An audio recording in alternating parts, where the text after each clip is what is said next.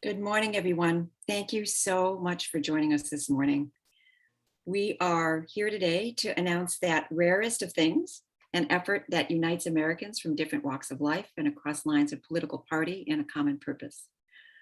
This effort is focused on that most American of things, which is the process of resettling newcomers, in this case from Afghanistan, as they start new lives in the United States. I am deeply proud to join with the people on this call and many others around the country to launch Welcome.us, which is a multifaceted effort to engage the American people in providing welcome to refugees, starting with our new Afghan neighbors as they arrive in the United States. Americans know from experience that when people flee their country, they need some help to settle into their new home. We have never regretted the times that Americans have provided that welcome, as we did after World War II, after the Vietnam War, and so many times before and since. Among the things that we've learned is that this moment of crisis for these families is temporary.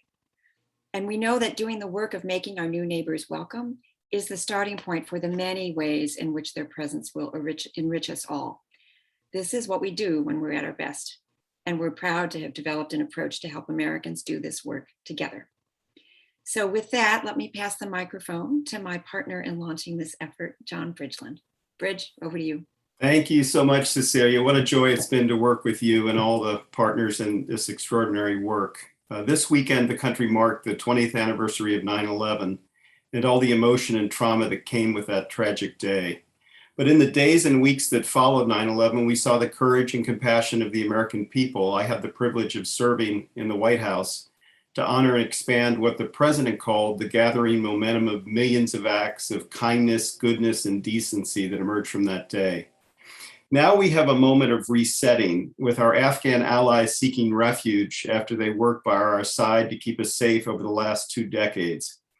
In a nation that seems so divided, the American people are united in this cause. From the first day Afghans arrived, Americans from all backgrounds welcomed them, cheered them at airports, helped with transportation, and donated to support them. Welcome.us is being launched in response to this outpouring from the American people to channel and fan its flames, building on the extraordinary work so many tireless frontline organizations have been leading. There are 3 main elements of Welcome.us. First, a single point of entry. Welcome.us will make it easier for Americans to donate to frontline organizations, sponsor of a family, host a refugee family through Airbnb, or find other ways to help. We also include resources through USA Hello and RCUSA to Afghans just arriving in the United States in English, Dari, and Pashto. Our opportunity database has hundreds of groups spanning all 50 states and more than 10 categories. America has a very large infrastructure hiding in plain sight. And a welcome exchange with our partner needs list, where businesses can meet needs for clothing, food, translators, and more through local resettlement efforts as those needs become clear in local communities. Second, the power of storytelling, a national campaign to inspire and educate the American people, including a TV ad and a wall of welcome where Americans can post their personal messages of support. As Yo-Yo Ma, who's worked with the Afghanistan Institute of Music, has done with a piece on his cello called Welcome, and Afghan-American composers and musicians Faroud Darya and Ilham Fanous have done to inspire others. We're thrilled to have a partnership with StoryCorps and with Kite Runner author Khalid Husseini, who is joining our effort. And finally, a whole country response with a team spanning hundreds of people and organizations across divides, with Afghans and Americans working side by side. As part of that whole country effort, we're deeply appreciative of the spirit of national unity that our former presidents and first ladies Obama, Bush, and Clinton will bring as honorary co-chairs, and our governors, 2 of whom are joining us today, and mayors across America and others on the National Welcome Council. And we're honored to partner with dozens of Afghan-American leaders, the 9 national resettlement agencies that lead this work, veteran-serving organizations, faith-based groups, and more than 180 NGOs and more than 380 local organizations working on the front lines. A Welcome Fund will be mobilizing philanthropy and the American people through a GoFundMe campaign where pooled dollars will have a greater impact in filling gaps. And we're thrilled to partner with local iconic businesses like Starbucks, Walmart, Airbnb, Uber, Microsoft, and Facebook, and the Tent Coalition led by Chobani founder Hamdi Ulakaya and the Business Roundtable and Chamber of Commerce. We're grateful to be coordinating with the President's National Coordinator on Afghan Resettlement, the extraordinary Governor Jack Markell, and with the Departments of State, Homeland Security, and Veterans Affairs. As we look to our new Afghan neighbors, let's remember that it's also a moment to remind us of who we are and can be as Americans. We are not just defined by our politics or divisions, but much like after 9/11, we can look in the mirror and see our better selves. I'm now thrilled to invite Bilal Askaryar, an Afghan-American activist working in support of the Welcome with Dignity campaign. Bilal? Thank you so much, John. It's a pleasure to be here. My name is Bilal Askaryar. My pronouns are he, him, and his. And as an Afghan-American, I have devoted my life to helping communities here in the United States and in the country of my birth, Afghanistan. I was a little kid when my parents and I landed in San Francisco International Airport in August of 1990. We were asylum seekers. My family dared to hope that the United States would grant us safety. Safety from the internecine battles after the withdrawal of Soviet forces between the CIA-funded warlords fighting for the capital. The only difference between my family and those who remained was that my family was privileged enough to be able to escape. Shortly after we arrived, it was time for me to go to my first day of school. I still remember my first grade teacher, Mrs. Street. Mrs. Street bought special books just for me to help me learn English and to set them aside in the classroom. During that year, she was always kind to me, took the time to make me feel like I was welcome and that I belonged. She taught me the words that I'm speaking now and the words that I use to advocate for refugees and asylum seekers coming to the United States today. I'll always be grateful to Mrs. Street and everyone else in those early days who helped welcome my family. What's happening today has so many parallels to what happened then. The stories and images of families daring to hope for safety in the United States. But there's one significant difference between when I was a kid and today. I'm heartened to see the Welcome.us campaign bring together, as John and Cecilia mentioned, a whole of government approach, volunteer agencies, businesses, and refugee agencies. So many smart people who have come together with a common goal of welcoming our new Afghan neighbors with dignity and compassion. I can only imagine what that little kid who came to the United States would think that he's now on a press conference with two governors and everyone else on the call. The Welcome.us effort has also sought out the leadership and input of the Afghan-American community. And this is something that I want to very much commend the campaign for doing. Conservative estimates say there are at least 300,000 Afghan-Americans spread across this country, but in all likelihood, that number is much higher. We've been here since as early as the 1950s and 60s through exchange programs with the University of Nebraska and other programs like the Peace Corps. And yes, even similar exoduses like the one that brought my family here. And we, the Afghan-American community, have already stepped up and are playing our part in welcoming our new neighbors. From rushing to welcome people at Dulles Airport in the middle of the night, to volunteering to be deployed to military bases to help with interpretation, providing legal services, identifying gaps in service provision, and collecting warehouses full of supplies for newly arrived families, the existing Afghan-American community will continue to advocate for our siblings, and we are eager to help to lead the effort with the Welcome.us campaign. With that, I'd like to introduce another Afghan-American leader, my friend, the novelist, pediatrician, and true leader in our community, Nadia Hashimi. Thank you, Balal, for those kind remarks and very moving remarks.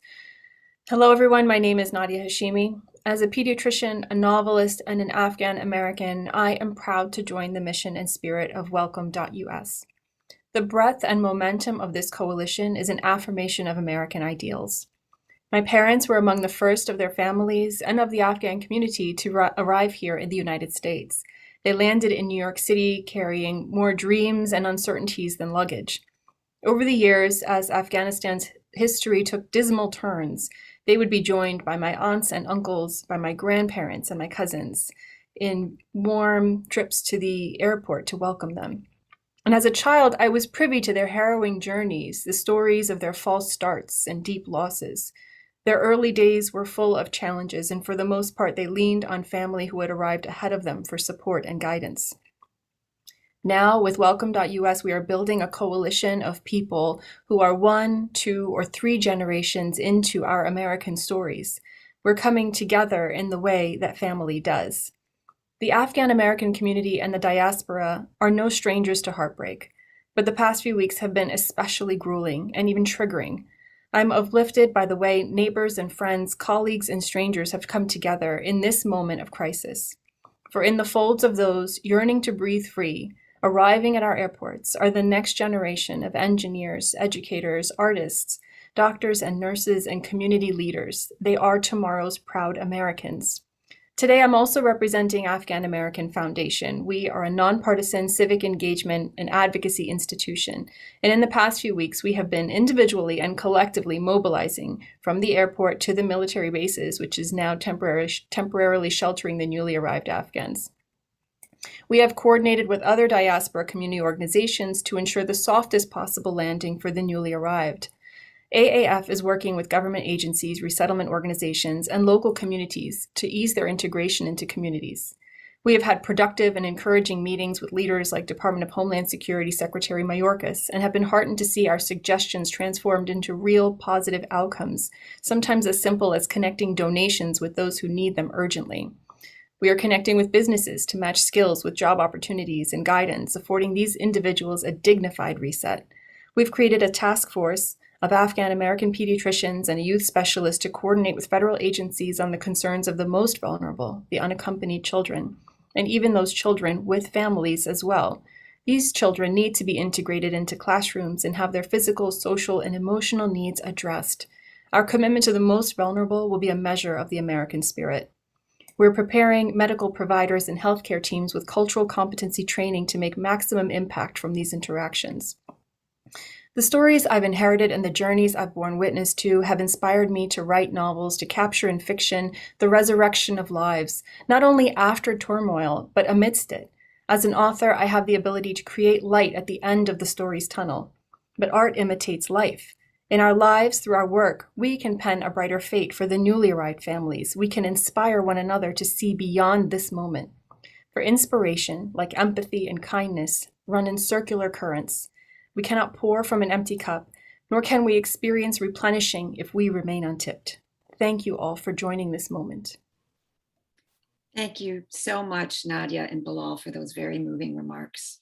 I now have the distinct honor of introducing the Governor of Colorado, Governor Jared Polis. Governor? Thank you, Cecilia, and good morning, everyone. I want to get started by saying how important it is to launch this nationwide effort to help evacuees from Afghanistan start new lives here in the United States. It's been so inspiring to hear some of our prominent African Americans on this call. Thank you, Welcome US, for meeting this crisis with compassion. You know, one of our goals in Colorado is creating a Colorado for all, which means a Colorado where everyone can thrive, regardless of whether they got here 2 centuries ago, 2 decades ago, or 2 days ago. And to make that vision good, Colorado's launched a new American integration initiative in 2019 that involves working with communities to promote inclusion and equity for recent immigrants. We created a new Office of New Americans that's focused on creating an environment where citizenship status is not a barrier to opportunity. We offer in-state college tuition for refugees upon arrival to make sure they can resume or recreate or come up with a new career here in the US. And we codified the refugee program through legislation, so Colorado's participation in the global resettlement program continues well into the future. The simple truth is that our immigrant and refugee communities help strengthen the fabric of who we are as a state, as a nation, as a people. Since the Refugee Act of 1980, Colorado's welcomed more than 60,000 refugees. These folks are our neighbors, our leaders, our first responders, our friends. And Colorado stands ready with open arms to welcome refugees and immigrants who are fleeing their home country, looking to build a new life. And right now, that means a lot of folks from Afghanistan. Back in May, I reached out to the Biden administration to advocate for increasing the special immigrant visas to help Afghans who worked alongside U.S. forces resettle safely in the U.S. And most recently in August, I sent a second letter to Washington reiterating that Colorado stands ready to welcome Afghan refugees and special immigrant visa holders and encouraging the use of humanitarian parole so that more Afghans who assisted our mission overseas could promptly find safety here in the United States. It's really been remarkable to see individuals and groups nationwide step up to welcome refugees over the last few weeks. There's important work happening across our country and here in Colorado. And I really want to thank the organizations on the ground that are doing that work. Just last month, I had the opportunity to join the International Rescue Committee as we helped an Afghan husband, wife, and daughter move into their new apartment after leaving here in Colorado after leaving Afghanistan. Watching these acts of compassion unfold in the face of global fear and upheaval has made it clearer than ever that providing safe harbor and safety for those affected by violence and war is a vital mission. It's also a moral responsibility. Well, we also applaud all the national efforts. We're, of course, evaluating our biggest needs in Colorado and deciding and figuring out how the state can work with philanthropic partners to ensure an even better newcomer experience to Afghan families. Helping Afghan families find their footing in the United States is about a lot more than politics. It's about being good neighbors and good people. We know from experience in Colorado that immigrants make our communities better, stronger, more prosperous, more vibrant. And I look forward to welcoming many more new neighbors from Afghanistan. Thank you. Thank you, Governor Polis, for all those really exploding with innovation in Colorado. I love that office of New Americans. And thank you for being with us. It's now my pleasure to introduce another extraordinary governor from Maryland, Larry Hogan, former chair of the National Governors Association. Thank you so much for being with us, Governor. Well, good morning. Thank you very much for having me. On behalf of the great state of Maryland, it really is an honor to join with all of you this morning, along with my colleague, Governor Polis, as well as President Clinton, President Bush, and President Obama, for the launch of this new national effort to mobilize the American people to welcome and support our Afghan allies. One of the things that makes Americans so great, so exceptional, is the limitless scope of our compassion. The commitment to extend a helping hand to those who need it most, irrespective of nationality, race, creed, or political party. Today, we're calling on that spirit of compassion yet again. The thousands of Afghan allies who desperately need our help now have been our strong allies for the past 2 decades. They're men and women who bravely risk their lives to provide invaluable support to our efforts through translation, interpretation, transportation, security, and other vital services. And we have a moral obligation to help them. When America began its withdrawal from Afghanistan, I made it clear that Maryland was ready and willing to welcome these Afghan allies. And our state is proud to be the 4th in the nation for the resettlement of SIV recipients. And now with the launch of welcome.us, all of us can help by donating to frontline organizations, offering to serve as a host family, or providing essential services. There was a time not too long ago when we would say that politics stops at the water's edge. Sadly, that's not the case anymore.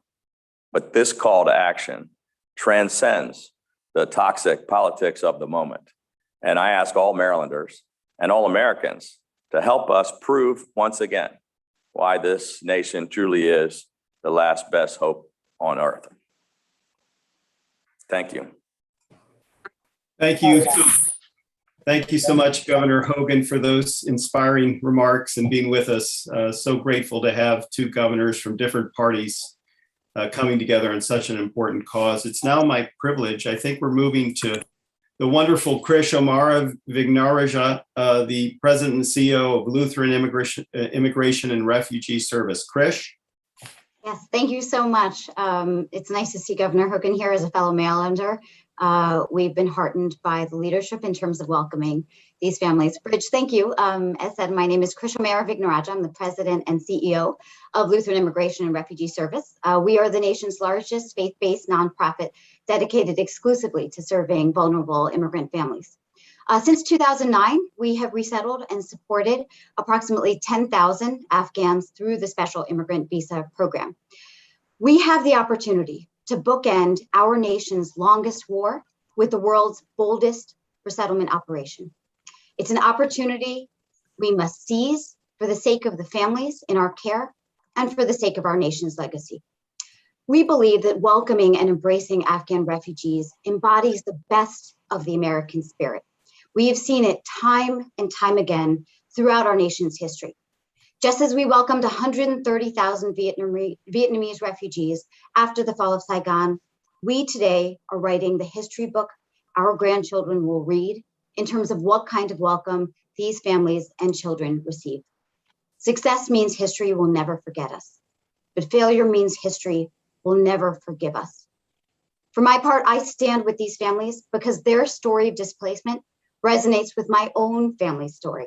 I was just 9 months old when my parents fled Sri Lanka as it entered a civil war. We left the only home that we had ever known and started over from scratch here in America. Rebuilding is no small feat, but we were not alone. The Baltimore community welcomed us with open arms.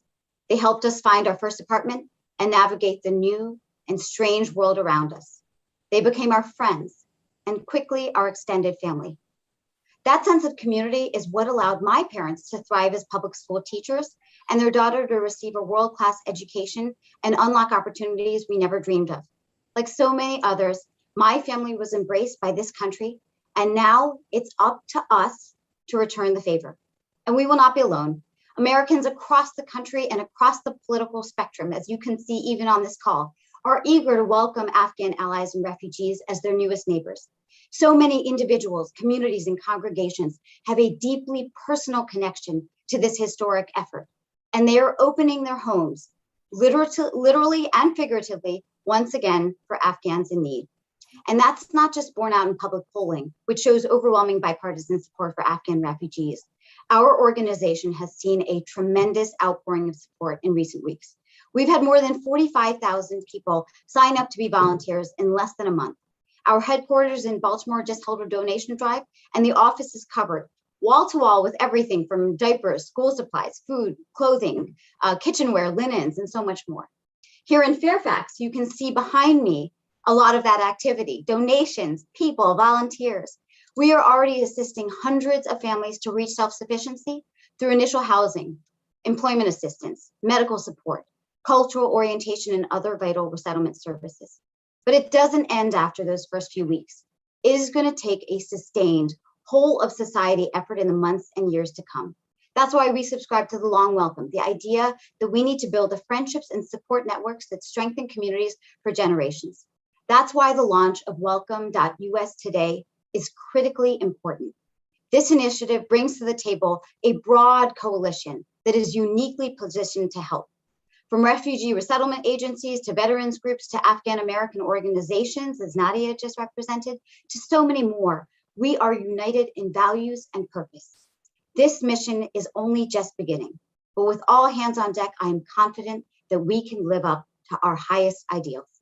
Because we welcome refugees and Afghan-Americans, not because they are Americans, but because we are. Thank you so much. Krish, thank you so much. You're such a force of nature. We all want to come volunteer there in Fairfax with you. So inspiring. It's now my pleasure to introduce General Stanley McChrystal, former commander of U.S. Forces Afghanistan, and a dear friend. I just want to thank him for his 34 years of service to the nation and all you're doing, Stan, to spawn civilian national service now in the United States. We're so honored to have you today. General McChrystal. Hey, Bridge, thanks. And thanks to everybody who's a part of this. I'm going to offer two quick thoughts. The first is I first went to Afghanistan in 2002, and over the next almost a decade, met an incredible number of Afghans. A few of them shot at me. But the reality is the vast majority were incredibly hospitable. They were welcoming. They were team members. They were people like you and I, just with a different background and a different life experience. And I developed a deep love for the Afghan people. So obviously, as we transition now, there's a temptation for a nation and a people as ours to just turn around and face a new direction because that was a painful experience. We touched the stove and the stove was hot, so we'll stay away from that now. And that's exactly the opposite of what I think we need to do in terms of the Afghan people. In this particular case, where we have a large number of Afghans who, for many reasons, are coming to the United States, we need to welcome them in a way we'd like to be welcomed. If we put ourselves in their position, if they were uprooted from their homes, from their livelihoods, from the culture that was comfortable to them, they need to come to a place that says, all right, you are welcome here. You are safe here. We can help you first be taken care of and then take care of yourselves. And over time, take care of other Americans. It's what we are about. It's what we tried to do in Afghanistan. And now if we can do it here, I think we can continue to prove we are who we claim to be. We are who we think we are. And so I want to thank everybody who served in Afghanistan, everybody who's cared about Afghans, and people around the world for stepping up at this particular time, and Bridge, to you for letting me be the smallest part of it. Thank you so much, General McChrystal. And thank you, Krish, for your comments. And banning cleanup for our presenters today from the International Rescue Committee is Nazanin Ash. Naz? Hi, everyone. I'm so pleased to join you all today for the launch of this amazing initiative. I work for the International Rescue Committee, one of 9 resettlement agencies that support refugee resettlement in 49 states across the country. And I want to really emphasize that the history of refugee resettlement is an incredible American success story. It's a nearly 100-year tradition in the US, started by community and faith organizations that secured safe passage for people fleeing violence, persecution, and oppression, and then supported them to rebuild their lives here in the US. It was only in 1980 that the Refugee Resettlement Program was formalized as a US government program, but it continues to be a public-private partnership powered by the support of state and local leaders, as you've heard from our guests here today, diaspora leaders, community and faith groups, and local and national private sector companies and employers. We're deeply inspired by the outpouring of support for Afghan evacuees, including thousands of volunteers and the nearly 40 governors, including nearly 20 Republican leaders like Governor Hogan, who've expressed support and welcome for Afghan refugees. This movement is reaffirming the US's bipartisan history of humanitarian leadership, and it's built on the values of American people. But I also want to emphasize that as much as this is an incredible expression of humanitarian values, as my colleague Nadia Hashimi emphasized, refugee contributions have enriched this country in every way. Refugees start businesses at a rate 50% greater than native populations. 80% of those who participate in employment services are self-sufficient within 6 months, and nearly 60% of refugees are homeowners. Their contributions have never been more important than during this time of great challenge for our own country. 70% of refugees are essential workers, and government of Polis has been among those state and local leaders that have introduced policy changes to make it easier for refugees with foreign health certifications to quickly join the health workforce here in the US. So this is an incredibly exciting moment, not only for the Afghan refugees who will have the opportunity to rebuild their lives in safety here in the United States, but for all of us who will benefit from their contributions. Congress has some serious work to do to make this success possible. The administration has requested funding and the authority to be able to extend refugee benefits to Afghan evacuees and to provide them a path to permanent legal residency here in the United States. Without this assistance, Afghan evacuees will not be able to access healthcare, language services, or secure other public and private benefits that will help them find their footing and get a leg up in their new country. We need everyone to call on Congress to pass this legislation as quickly as possible. Thank you so much, everyone. Happy to answer questions. Thank you so much, Naz. Really appreciate your comments. Thank you to all of our presenters.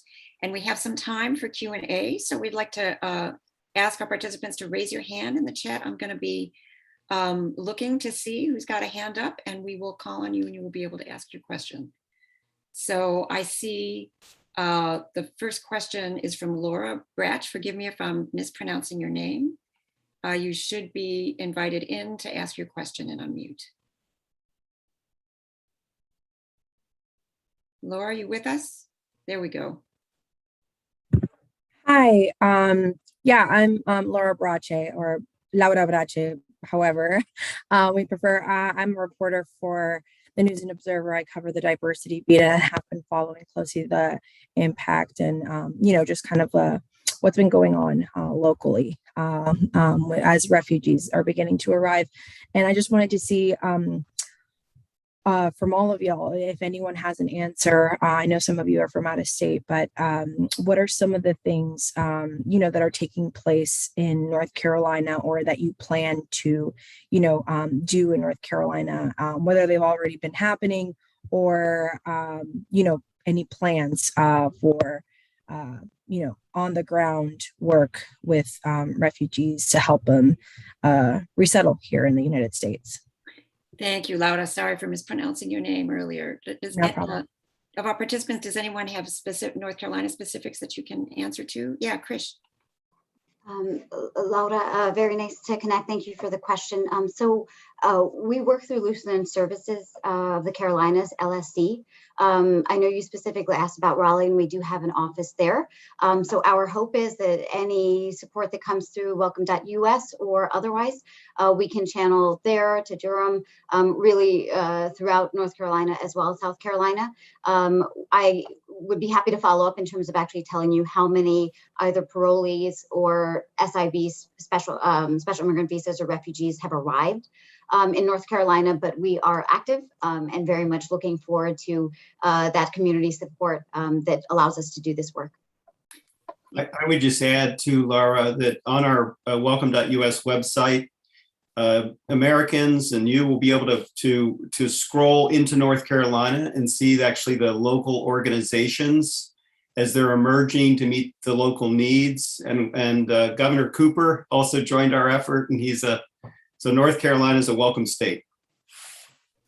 Thank you. Next, we will go to Micah Rosenberg. You will be let in to ask your question.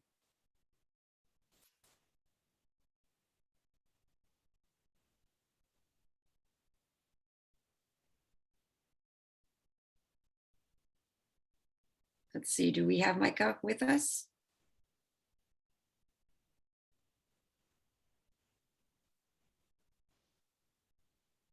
And while we are waiting, if anybody else wishes to raise their hand with the question, feel free.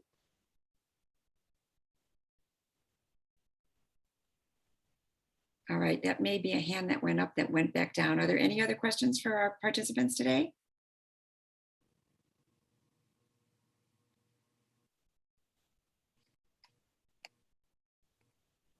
Cecilia, I'm seeing a question come through the chat from Micah. Oh, there we go. And you just joined us. So if you can unmute. Oh, hello. Sorry about the problems. Yeah, so I am Micah Rosenberg from Reuters. I had a question, and I had been hearing about some of the plans for the future to include a kind of private sponsorship model for refugees, kind of similar to what has been done in Canada. And I saw that there was a section on the website that was related to this. And I wanted to know if this is sort of seen as a kind of jumping off point for those kinds of efforts. And, you know, if there's kind of been any official, you know, dialogue with the Biden administration about kind of using this as a launching pad for a new way to welcome refugees with, you know, communities or individuals. So welcome.us hasn't had this conversation with the administration, but Naz, do you want to add to that? Sure, happy to. Hi, Micah. Great to talk to you. So you would have seen, as you've referenced, the administration included in its executive order early in its tenure, the intention to launch, relaunch really, and formalize and support a private sponsorship program. And while that had been anticipated to be on a slower time frame, the moment we're in has really created an incredible opportunity to move ahead quickly with that effort. You know, there are so many of our Afghan allies arriving with language skills, with US ties, with established US networks, including veterans groups, so many who are holding up their hand to sponsor Afghan evacuees. And so resettlement agencies are working very closely with the administration on what are the policy and practice changes that would be necessary to be able to facilitate and support those kinds of partnerships, and to be able to take advantage of this moment and the great need to access all the capacity out there in the United States to help support Afghan evacuees. Thanks, Naz. Krish, do you want to add anything? Yeah, and completely agree with what Naz said. The only thing I would add is just to put a little bit of historical context to this. The US actually pioneered private sponsorship before Canada really adopted it and ramped it up into a national program. When we resettled 130,000 Vietnamese refugees, much of that work was actually done through the efforts of private communities, working with the beginnings of what were resettlement agencies. And so we think that there is a huge opportunity, particularly with the humanitarian parolees, who at this point only have 90 days of support. So, I think it's a really exciting moment where just candidly, a lot of the resettlement agencies have done this through community co-sponsorship, different programs we call our Circle of Welcome, but it is going to be an essential response, especially as we're looking at, tens of thousands, if not 100,000 special immigrant visa holders or parolees. It is a huge opportunity, and this is why welcome.us is critical. Thank you. All right, any other questions before we conclude? This will be the last call, and I am scanning to see if any hands go up. And if not, then first of all, thank you to all of our participants for your incredible and hard work. Oops, did I see a hand go up? Yes, Sophia Kai. There you are, Sophia. Can you hear me? We sure can. Hi, this is Sophia from Bloomberg News. I've been closely following sort of this effort. And I know this is focused on the folks who are lucky enough to have arrived, but I wonder if any of you have been involved with or engaged in conversations about the more than 30,000 still in third countries. It feels like, it is a large number. Many of them, it sounds like, are slated to come to the US, but they have not yet. I've heard that there are no P1, P2 people who have been approved. And a lot of them are being asked to seek asylum in other countries, even though they may qualify for visa programs here. So I wonder if there's been any conversation. I know that DHS has some numbers that have not been made public, but any further information that you could provide or efforts that perhaps Welcome US might be involved with. So I will say that welcome.us is focused particularly on the point at which folks get to the United States and the welcome process that happens here. But I can see from the nodding heads that a number of our participants are engaged with folks in third countries. So let me see, perhaps Balal or Naz, you want to respond?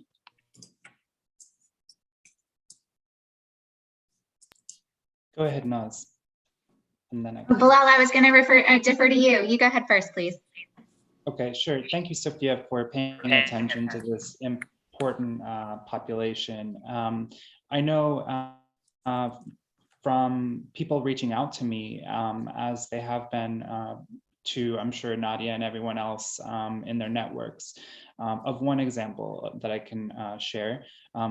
A former colleague of mine at Church World Service came to Virginia as a special immigrant visa recipient. So that means he was helping American troops in Afghanistan and was able to come to Virginia. His sister wasn't an SIV, but was able to leave Kabul a week before it fell to the Taliban on a temporary visa in to Turkey. And now he's very much worried about what's going to happen to his sister, Nadia, because she's there on a tourist visa, and we're trying to help her come to the United States on a more permanent basis. And hers is just one of many stories that we know of people like that who would be able to seek asylum here but aren't able to. Sophia, thank you so much for raising this question. It's a critical one, even as we prepare to support and welcome, many thousands who were able to be evacuated safely to the United States. There are, as you noted, many thousands who remain behind in Afghanistan in danger, who weren't able to access evacuation safely, and many thousand who, many organizations did all they could to secure safety for their Afghan staff, and therefore, as you noted, there are close to 30,000 who are in third countries. And again, even as we prepare to welcome those who were able to find safety here, we're calling on the administration, on Congress, and on other major international donors and those who have been engaged in Afghanistan to increase resources for humanitarian assistance in Afghanistan, where 18 million remain in critical humanitarian need. Use all the levers of diplomacy, both to secure safe passage out of Afghanistan for those who remain inside, and to negotiate with neighboring countries to secure safe receipt and support for Afghan refugees who may be arriving in those neighboring countries, and to include the populations who are now in third countries as part of the parole effort that's underway now. So it remains critical to keep our attention on those who remain in danger. Thanks, Naz. Thank you, Bilal. Thank you for the questions. Thank you again to our participants for your eloquent remarks and for your hard work on this important effort. Thank you, everybody, for participating in this press conference. We are looking forward to the work ahead. Thank you all very much.